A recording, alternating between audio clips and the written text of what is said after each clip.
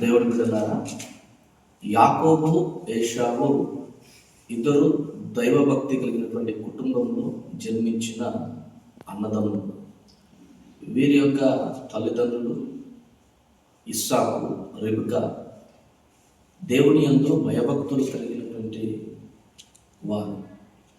అయితే యాకోబు ఏశావును కనుక మనం గమనించినట్లయితే దైవభక్తి కలిగినటువంటి కుటుంబంలో పుట్టిన వారుగా ఉన్నారు, కానీ వారి యొక్క జీవితాన్ని పరిశీలిస్తే యాకోబు ఒక మోసగాడిగా కనబడుతున్నాడు, ఏశావు శరీర ఆశలతో నింపబడిన వాడిగా కనబడుతున్నాడు.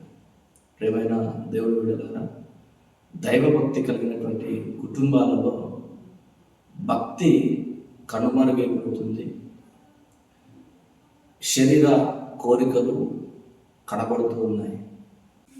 ప్రియమైన దేవుని బిడ్డలారా, అలాగే నేటి దినాలలో మనము చూసినట్లయితే దైవభక్తి కలిగినటువంటి కుటుంబాలలో ఆత్మీయ జీవితము మరుగు చేయబడుతుంది, శరీర సంబంధమైనటువంటి జీవితము అనేకులకు కనబడుతుంది. శరీర సంబంధమైన జీవితము దేవుని మహిమపరిచేదిగా ఉండదు, ఆత్మీయ సంబంధమైన జీవితమే దేవుణ్ణి మహిమపరుస్తుంది. గనుక గమనించండి, ఎప్పుడైతే యాకోబు శరీర సంబంధముగా జీవించాడో అప్పుడు శ్రమలలోనికి వెళ్ళాడు. ఆ సమయంలోనే యాకోబు మరుగున చేయబడినటువంటి తన భక్తిని దేవుని సన్నిధిలో గడిపి పెనుయేలు పోరాటం ద్వారా దేవుణ్ణి కనపరిచాడు. యాకోబు ఇజ్రాయిల్గా మారాడు.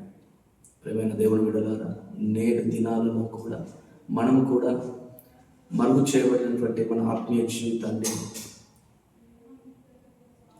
దేవుని సన్నిధిలో గడుపుతూ దేవుణ్ణి మహిమపరిచే విధముగా, దేవుని ఘనపరిచే విధముగా మన జీవితాలను మార్చుకుందాము కాక.